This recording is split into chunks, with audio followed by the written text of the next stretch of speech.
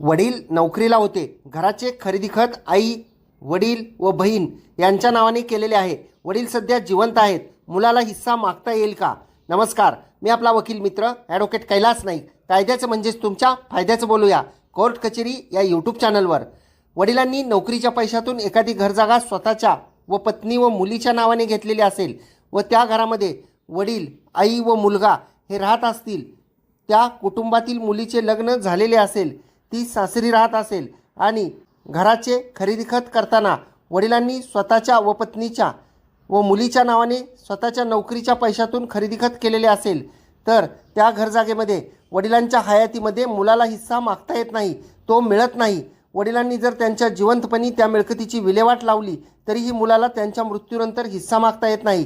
परंतु जर वडील त्या मिळकतीची कोणतीही विल्हेवाट न लावता मयत झाले तर वारसा हक्काने वडिलांच्या हिश्श्यामध्ये सर्व वारसदार यांना हिस्सा मिळतो व त्यामध्ये मुलालाही एक हिस्सा मिळतो. व्हिडिओ आवडल्यास व्हिडिओला शेअर करा.